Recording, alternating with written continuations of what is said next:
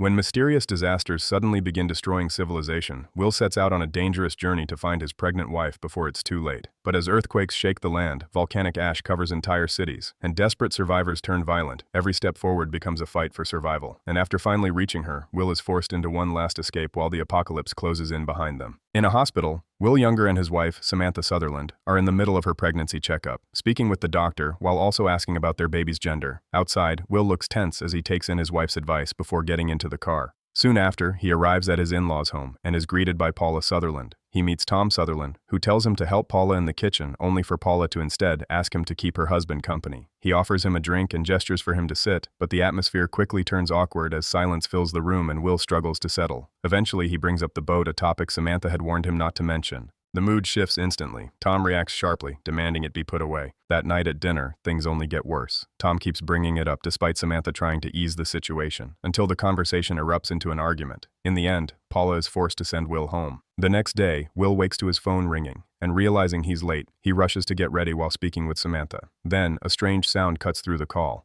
Will asks what's happening, but Samantha only responds with fear. The video call glitches, turns to static, and disconnects. He tries calling back. No signal. He rushes to the airport, only to find all flights delayed. Inside the airport bar, he watches the news reporting the situation unfolding in California. But even the broadcast begins to fail. Static spreads across the screen until everything cuts out. With no other choice, Will decides to head to his in-laws' home. But the roads are completely jammed. Forced to continue, he pays $200 just to get a ride. On the way, he tries calling Samantha again, but his phone dies, so he charges it and leaving multiple messages as they continue toward the house. Because of a citywide blackout, security at the apartment complex is forced to escort him directly to his in-laws' door. The moment he steps inside, Tom immediately begins questioning him, asking about everything, especially the last thing Samantha said to him. Not long after, fighter jets roar past the windows. Will wants to return to the airport, but Tom insists there will be no more flights and is already packing. He urges Will to join him instead. After saying goodbye to Samantha, they begin their journey toward California by car.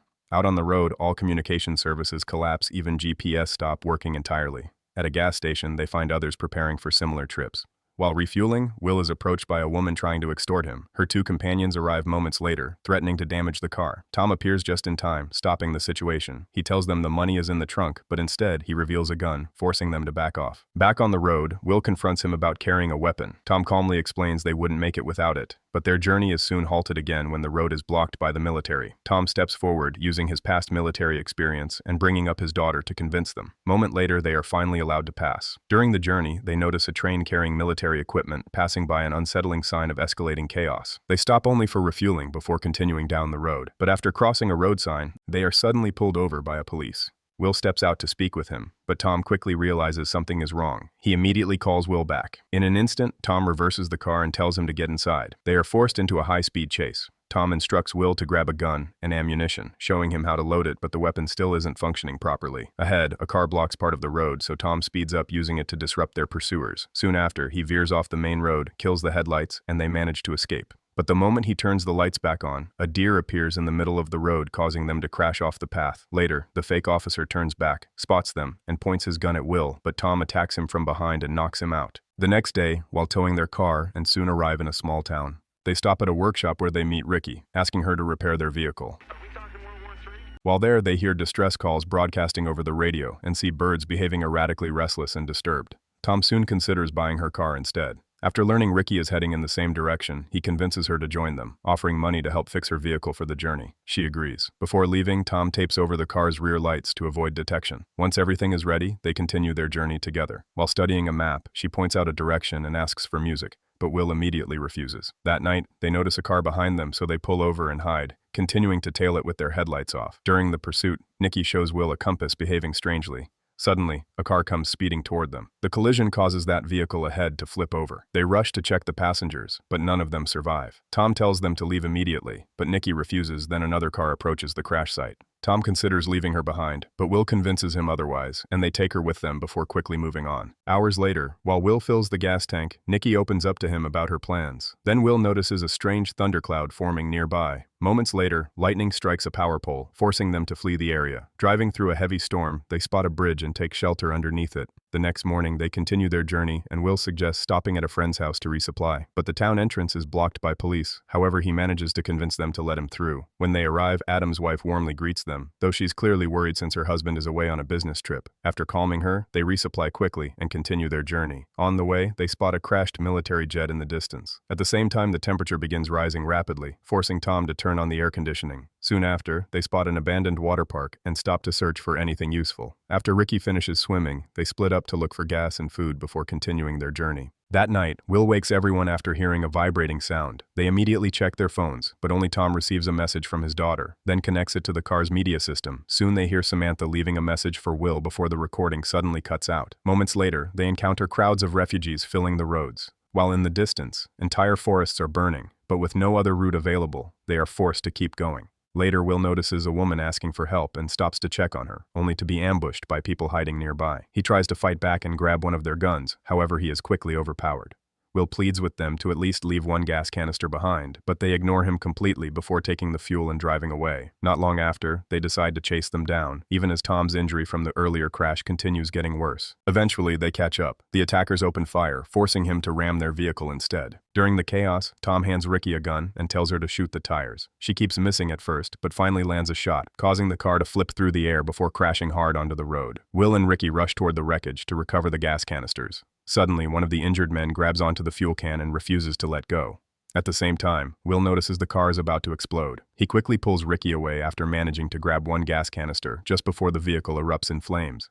On the way, Ricky urges them to pull over before breaking down after killing someone. Tom and Will try to reassure her that she did the right thing. After giving her some time alone, Will goes to check on her, only to discover that she's gone. Tom regrets asking her to come along, but with no other choice, the two continue without her. While driving, Will suddenly sees Tom coughing blood all over the windshield. At the same time, he notices a burning military train in the distance, prompting him to stop and search the wreckage for fuel. After managing to collect some gas, he returns to find Tom struggling to breathe from his wound. Desperate, Tom asks Will to pierce a small tube into his chest. Moments later, blood begins pouring out, finally allowing him to breathe again. After recovering slightly, Tom opens up about his late father and spends the rest of the drive joking with him. He then asks Will to protect his daughter and praises him for taking the blame during the boat incident. But when they arrive at a bridge, a heavily armed group suddenly blocks their path and orders them to hand over the car. However, the moment he gets inside, he suddenly throws the car into reverse and spins it around. Two bikers immediately chase after them, but Will suddenly slams the brakes, causing the bikers to crash straight into the car. He then grabs the gun and shoots two guards standing beside the bridge and make the other biker crashing. As another vehicle moves in to block the road, Will quickly turns the car again. Right then, Tom grabs the gun, signals Will, and fires at the car ahead, causing it to burst into flames and clear an opening for their escape. But as Will celebrates their survival, Tom has already passed away. Not long after, the car dies as well, leading Will to burn it with Tom still inside as a final resting place. By morning, Will is forced to continue on foot, eventually asking a passing car for a ride. The man agrees, but only after demanding Will's gun, claiming his family is inside the vehicle. Will tries asking him what's happening, but the man himself has no clear answers. Not long after, they arrive at his parents' house, only to find nobody home. Will asks them to rest for a while. Later, Will suddenly wakes as an earthquake shakes the house, so he rushes to the kitchen. He then offers to trade the Jeep in exchange for staying at his parents' house. Before leaving, Will checks the gun's magazine and realizes there's only one bullet left. The next day, he arrives at a quiet seaside bathing spot. In the distance, he sees the city covered in smoke and immediately heads toward it.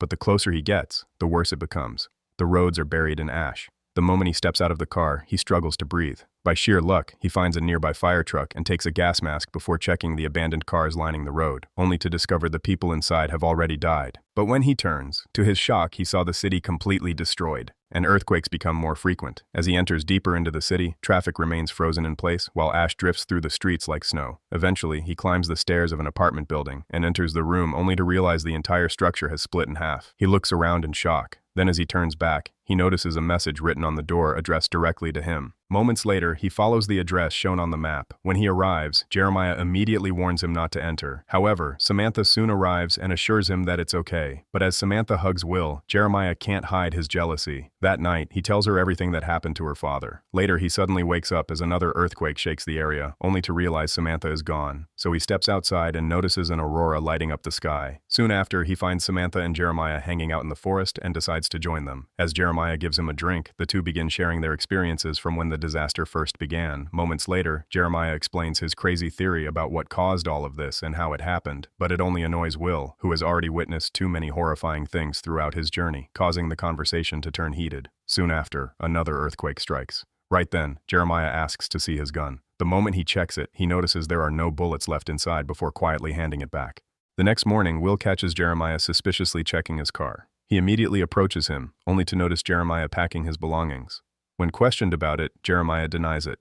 When Will questions why he was checking his car, Jeremiah lies and claims he saw strangers near it earlier. Jeremiah brings him into the forest to explain further. That's when he mentions leaving, carefully watching Jeremiah's reaction. But Jeremiah clearly doesn't take the news well. Moments later, Will suddenly hears a click from Jeremiah's gun. Realizing what's happening, he reacts instantly and shoots him first. Without wasting any time, Will grabs Jeremiah's gun and rushes back toward the house just as the volcano begins to erupt. He quickly grabs Samantha, and when she asks about Jeremiah, Will explains what happened. Soon after, the two speed down the road while a massive cloud of ash and fire chases after them from behind.